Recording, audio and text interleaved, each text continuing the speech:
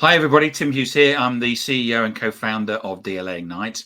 Today I've got with me David Watts. David and I are going to be talking about deal reviews. Now, I spoke to David about a week ago and he said, this is still applicable. And in the COVID-19 world, it is probably more applicable than any time that ever, because we need to get our data set right. Before we go into that, David, where can people get hold of you? So I'm on LinkedIn, obviously. There are lots of David Wattses on LinkedIn. I am David Watts at Sales Leadership. And you can also find me via my website, which is salesleadership.net, or via DWSL. Okay, thank you. I've been reading a lot recently about getting the data set right. So what we need to do is, we know that we have a problem with COVID-19, but we have a set of current pipe. And what we need to do is work out what's soft, what's going away, what may be closable, and how we go back to that. But I think the thing that what I want to do today is really drill down on what can we do in terms of looking at our current pipeline and working out what's real and what's going to close, because I think we really need to dissect that right now. Yeah. So what's your view about the current situation and the how we should be looking at our pipeline? Yeah, I think, nothing's changed really. My mantra still is that if you're in sales, you should always have a plan, whether it's an account plan, a territory plan, a plan for the year. But for every opportunity, you need a plan. Right. Graham, famous football manager, said, or if you're watching from overseas, soccer manager, if you fail to prepare, you prepare to fail. And he was essentially paraphrasing Benjamin Franklin, one of the US founding fathers, writer of the US Constitution. And in his spare time, he also, I think, drafted the Declaration of Independence. And when you say a plan, what do you mean by that? Because a lot of people will have a sales plan. Yeah, we can argue about whether that sales plan is viable or not. But in terms of what is it that we need to do to make sure that what does a plan look like? Yeah, I think quite often opportunities are brought to me, and it's usually a chat and a spreadsheet, and that seems to constitute what most salespeople think is a plan. I think it needs to be more formulated than that. You need a template. So, I would start off with an overview of the customer. I think underpinning that, you need an account plan and that template with the overview. When you say an overview of the account, is that just like cutting and pasting from Wikipedia about what a company does, or would you expect I take from your smile that you don't, you'd expect some sort of narrative from the salesperson? Yeah, I would. And the reason I'm smiling is because that's exactly what I see before I get involved with organizations, which is, at best, it's a cut and paste from Wikipedia. There might be bits and pieces from a Google search. If you're really lucky, you'll find something that comes from, the organization's accounts, if they're a private organization, and a bit of the financial stuff. My view is it needs to be more specific than that. And you've really got to drill into that organization. Start to articulate that you understand an overview of the problems to be addressed. I think within it, you've got to have some form of qualification summary. You've got to have an understanding of, why they're going to buy, why is it going to be now, why they're going to buy anything, if you will. And within that qualification score checklist, what do we know, what we don't know, an idea what the decision process is, and then thinking about who's going to make that decision. Essentially that plan at the top level should absolutely have as much as you know about that customer. And more importantly, where you don't know, admit that you don't. So yeah, I'm going to go and find that out. The problem that most people do is, or problem that most people have really, is that they make assumptions around what they know rather than actually open it up for testing and validation. So first and foremost, it's about a summary about understanding the business issues of that organization. Yeah. Do you get people to look at annual accounts, or is that too detailed? No, I think it's a starting point. I think you can gather a lot of information now from the access to the net, which obviously didn't exist 20, 30 years ago. There's a huge amount about any organization, even without using specialist applications to do it. Just from a basic search, looking around at social media, you can start to put together an outright plan in terms of what that organization is currently dealing with, some of the issues and drivers. But more importantly, you should be talking to that customer as soon as you can to try and understand more about their business. And when you talk about a qualification summary, yeah. So that's about you're talking about why buy. Yeah. And what is it that why would an organization buy? What is it, the things that you need to find out? Yeah, I think you start to drill into the pain.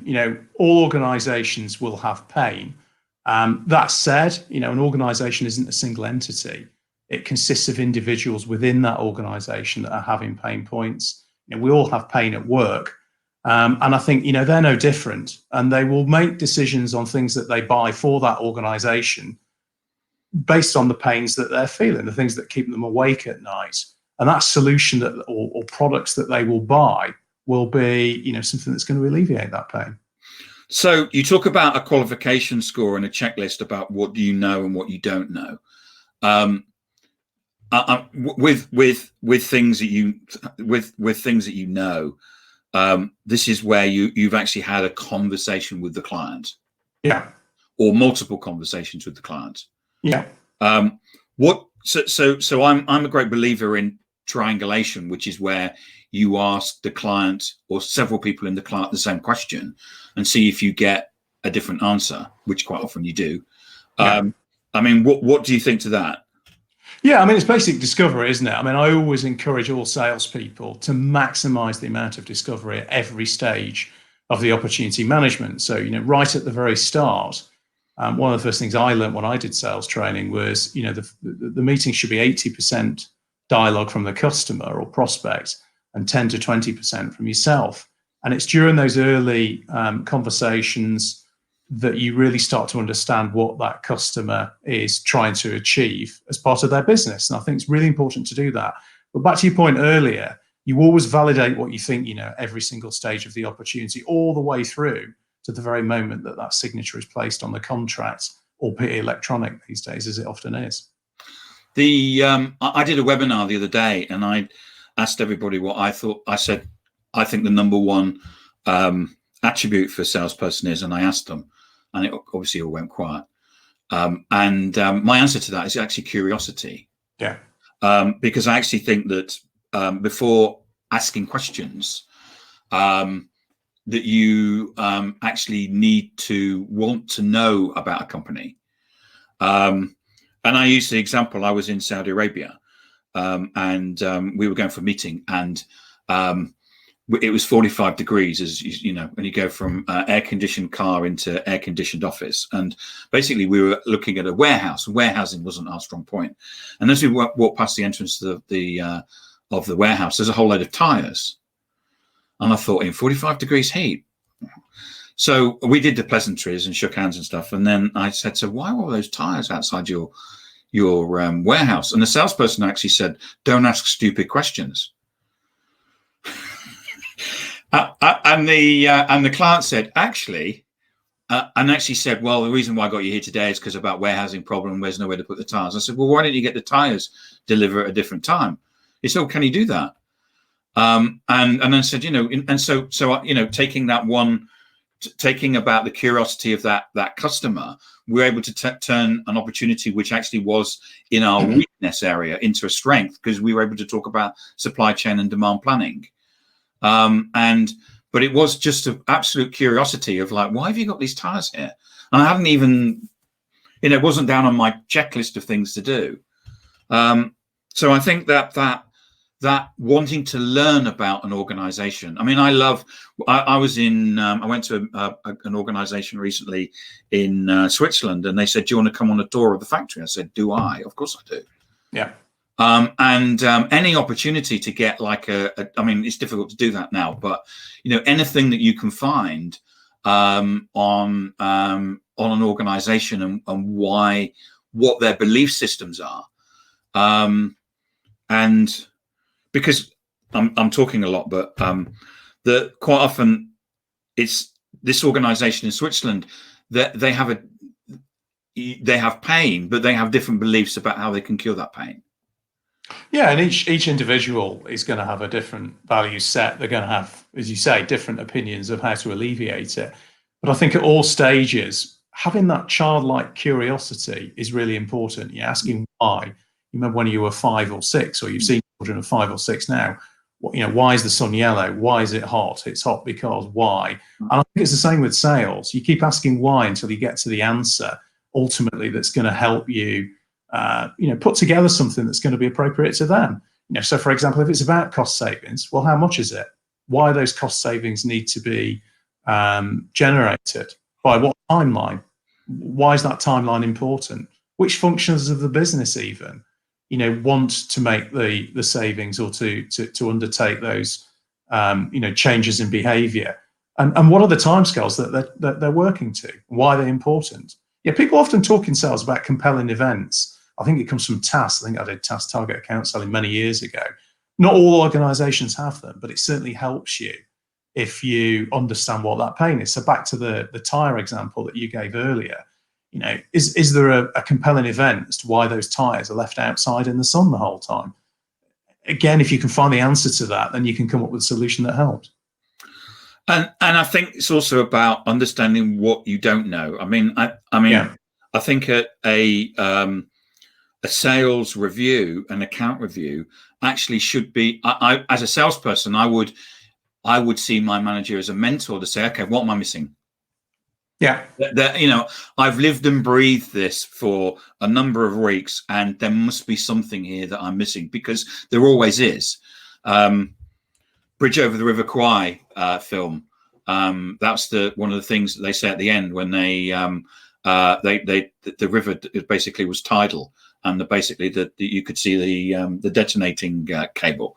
And the quote from that is, "There's always something that you're missing," and I think it's so key that we understand what we don't know. Yeah, a similar analogy, talking about films. I always remember the final scene from The Italian Job, when they've seemingly got away with the heist in the centre of Turin, and the coach is driving around these bends, the song's playing, the beer's sliding from side to side, and all of a sudden the back of the coach is hanging over the edge of a cliff with the gold or the money at the end of it. As it's sliding backwards and forwards, the final scene in the film is Michael Caine says, "I've got a plan, lads." And that's where it finishes. So he had a plan, but he had a plan right at the last minute, and it wasn't a plan that was going to help. Mm. So you talk about the customer's decision-making process. Talk us through that.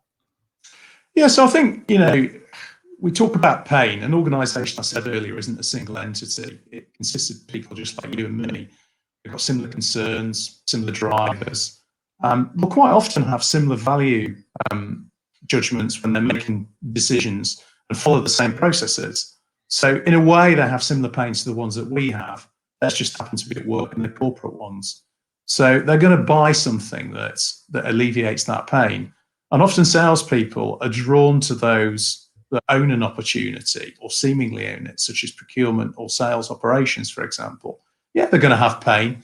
The people in procurement might want the best possible price, the best possible payment terms. Sales operations might want a solution in as quickly as possible because it helps them. But really, they're the facilitators. There are other people involved in this decision-making process. I've read the same as you, that, often these days there's at least 10 people involved in any particular opportunity of any, reasonable magnitude. Sometimes it's more than that. It can be 12, it can be 15 people. Each of those people will have things that you should be looking to address as part of that corporate agreement that you're trying to drive. So, for example, imagine that you're selling something as humble as SMS or text at the present time. CEO of a company involved in crisis management for Covid-19, for example, they might be concerned about how to communicate en masse with their patients if they're a private hospital. That's the type of individual whose pain you're trying to resolve at this particular point in time. But other people will be involved in that decision-making process.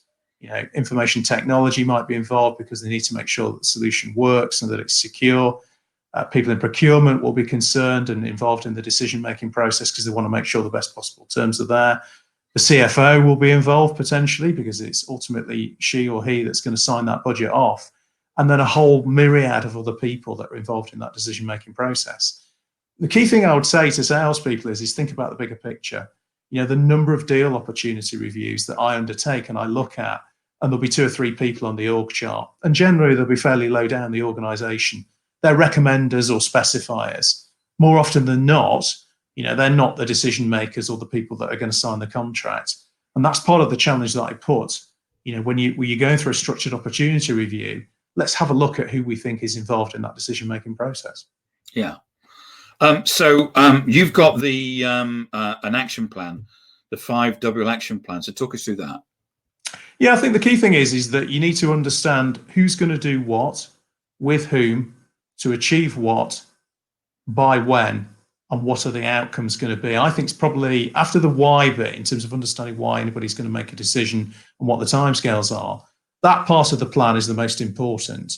And again, it's thinking in precise detail exactly what the individual activities are. Yeah, it might be a demonstration, might be a conversation with the CFO to talk through the business case that they are putting forward to get a decision made.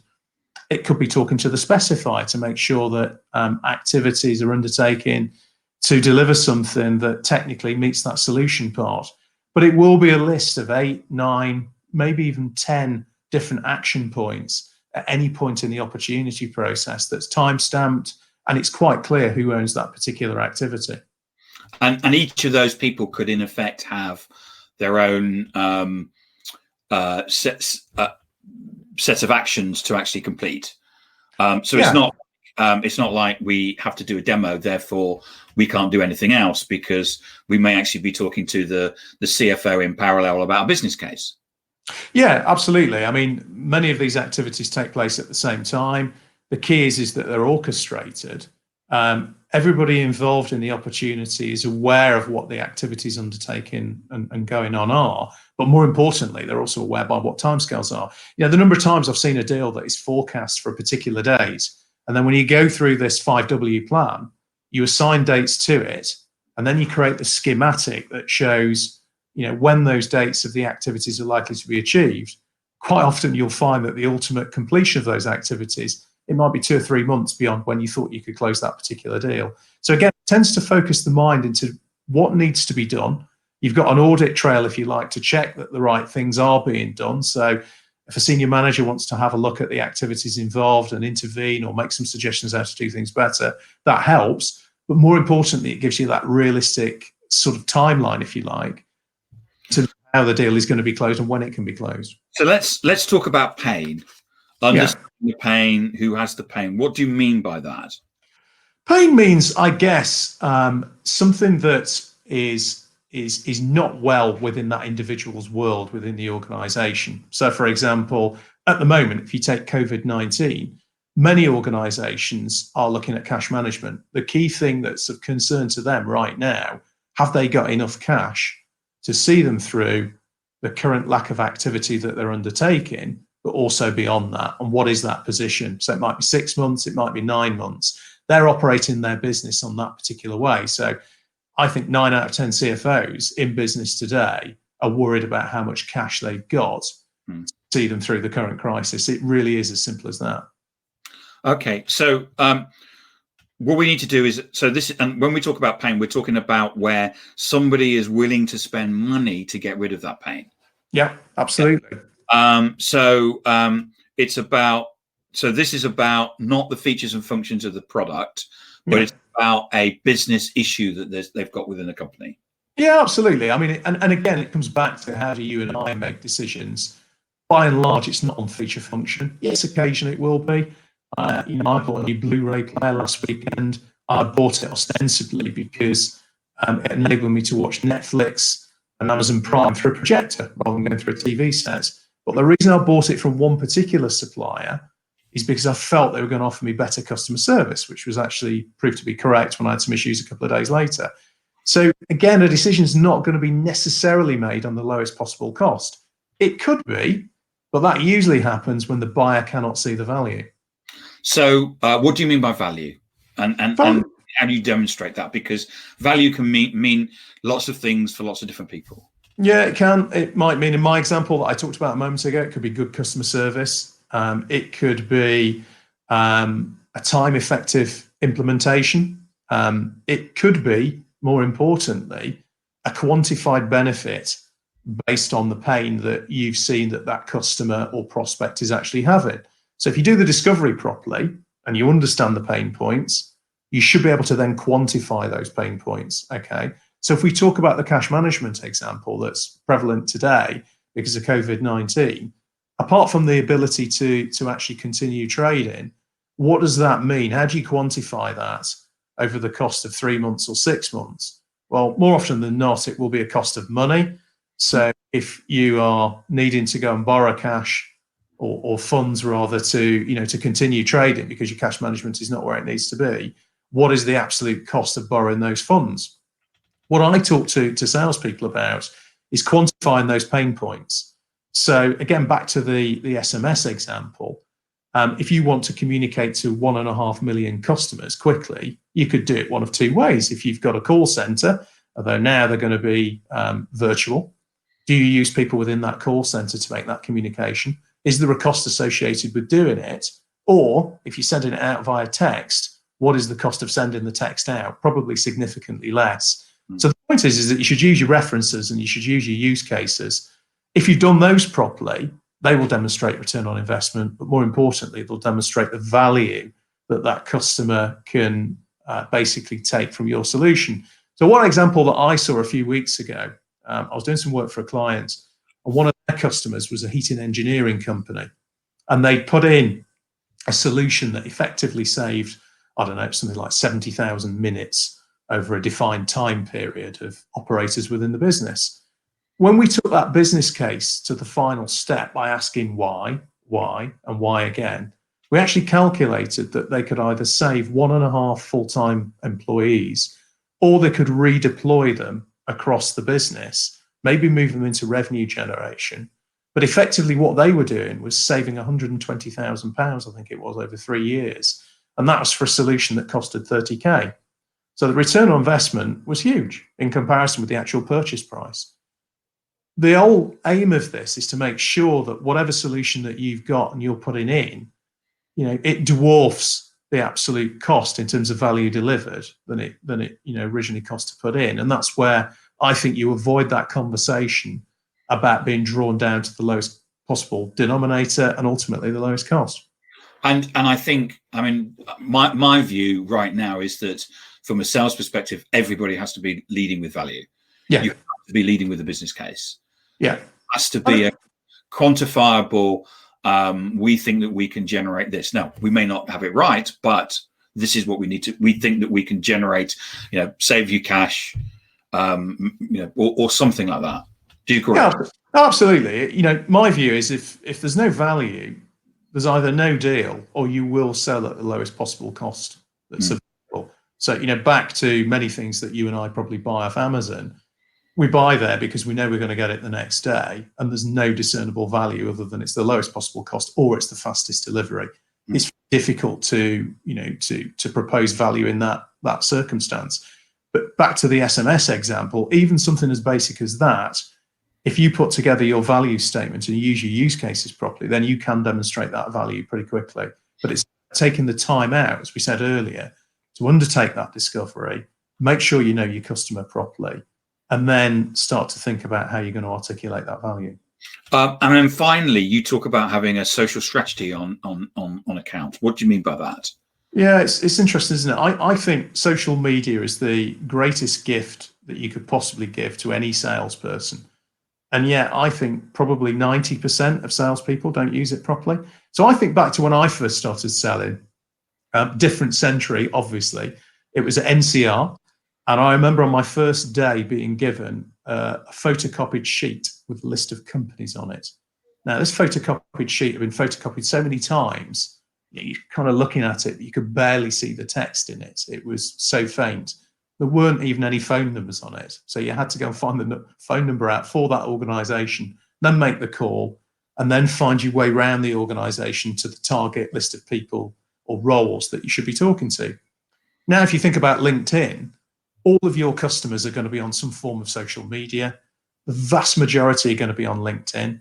And it always surprises me the number of times I'll look at an opportunity review, I'll get out the mobile phone, I'll go onto LinkedIn, I'll look up one of the target individuals that they've got on their org chart, and I'll find 10 other contacts, people that might take part in the decision-making process that are useful to them.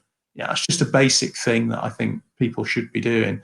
There's also a lot of information there in terms of, what's that organization doing? Have a look at who's posted, what are they posting? And then using things like LinkedIn Sales Navigator to start nurturing people within the organization. Not going steaming in saying, can I connect with you? I'd like to sell you something, but starting to understand what's of interest to them. And then maybe sharing information or use cases or commentary or articles, whatever it is, to get them interested in you as an individual. The key point about using social media is making you stand out from everybody else. And again, back to the 90% rule, 90% of salespeople's profiles are exactly the same as one another's. They don't stand out. They're corporate. There's nothing about them personally that makes me think that I even want to remotely connect with them. And guess what? If I feel like that, then so are their prospects and customers. So it's really important to pull it all together using a social media strategy. Yeah, we were doing a deal review of Domino's Pizza, and it was basically a forecast for that quarter. And my person in there said, it ain't going to happen. And they said, why isn't it going to happen? They said, well, for the start, the salesperson isn't connected to the decision maker on LinkedIn. Yeah. Now there were 11 people from our customer that were connected to various people in Domino's Pizza, which included the CEO and the sales manager and stuff like that, which is why, we know Domino's Pizza really well, therefore they're going to sign. But if the salesperson doesn't have a connection, a salesperson owns the account regardless of who's involved and should be taking responsibility. And if they haven't got a connection with the account, that deal's at risk. Yeah, absolutely. And, again, I've done probably 50, 60 of these in the last few months. And I would say almost all of them didn't have adequate connectivity into those organizations. They absolutely weren't connected on LinkedIn to that decision maker. So it becomes random. They're dealing with somebody much further down the organization that at best is going to make a recommendation. They're certainly not going to make that decision for them. And it's quite distressing for some of them when you pick apart what they thought they knew and then rebuild it back together in terms of putting together a plan, but with activities around it. The most rewarding thing is then when people come back and they've shown you they've thought about this, and then you see the organization chart with the right people being connected to, and that opportunity then to demonstrate value and actually start to control the deal. So are you saying that in terms of the social bit that, traditionally, you'll get a salesperson coming to you saying, I've spoken to Colin, who's in IT, and we're going to buy something in 2 weeks. And when you actually pick it apart, you realize that there's Colin and Steve and Audrey and all of these people. So are you saying that not only do you need to have, in terms of the plan, you need to have this, the fact that we've met this, but there needs to be a plan that you're connected to those people and have a dialogue with those people on social? Yeah, absolutely. And, I remember one of the first opportunity reviews I did for one organization last summer. They were selling to a large retail chain. And the first thing that I noticed was that they were single threaded into, the equivalent of Colin in IT. And I said to them, your account is at risk because if that person changes or decides that he wants to introduce another supplier, you're going to be out of there pretty quickly. And this was an account that was worth about 250,000 euros per annum to that particular business. And spookily the next day, Colin from IT had moved on. Somebody else had joined the organization and their business halved in the space of just a couple of days. Now, they've spent the time since then rebuilding their connectivity into that organization, understanding a lot more about the business, but more importantly, using the tools and applications that are available to them to then go and build those relationships with the people that are going to be involved in the decision-making process. And that individual concern now understands there are at least 10 people involved in the next renewal of their contract, which will be this summer. I think we've all been involved in deals where, you think that, you know, it's all forecast, it's going to happen next month, and then something happens. And, you know, I had a client that was arrested in the US, which meant he couldn't come back for the board meeting. I can't say on public forum about what he was arrested for.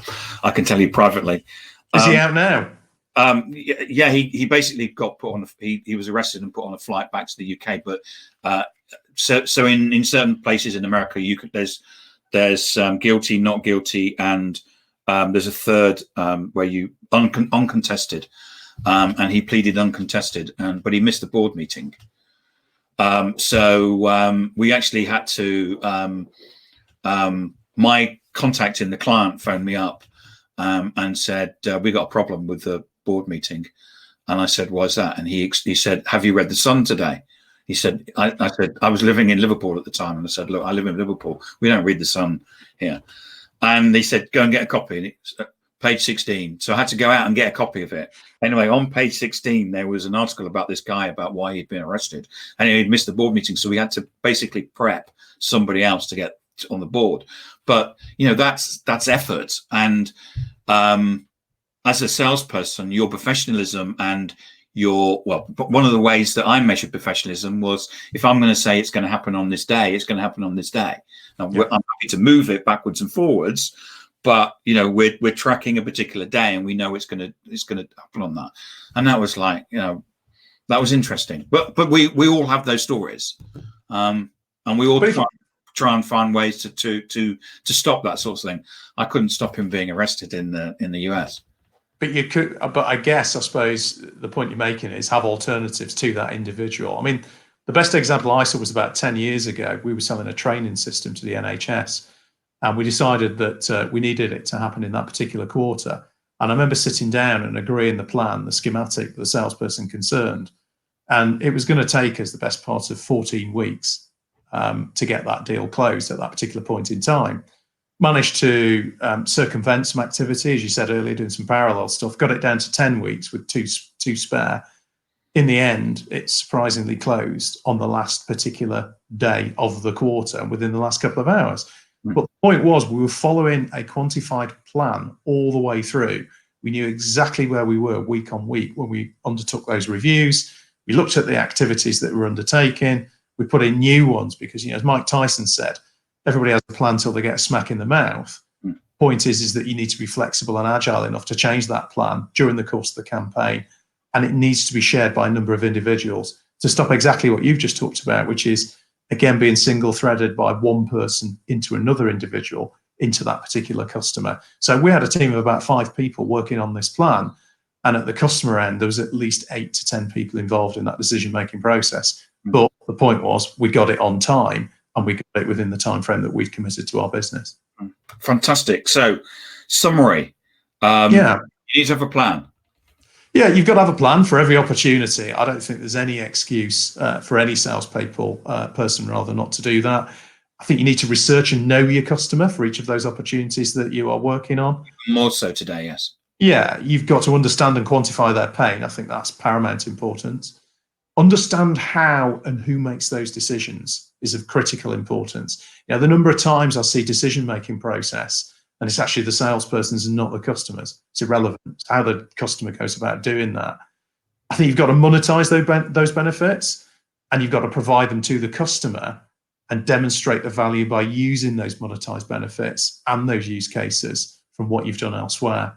And then the final point is, I'd say, you've got to use social media to pull together that plan and your overall campaign. And if you do that and use the tools that are available to you, you know, you're not going to be successful on every single one, but you absolutely increase the probability of being successful on most of them. Absolutely. And on that, thank you very much, David. That's been really insightful. I've really enjoyed it. I hope you have done as well. I have. I appreciate the opportunity, Tim. So thanks. You're welcome. You're welcome. And have a good Friday. Will do. You too. Take care. Thanks, David. Bye. Bye.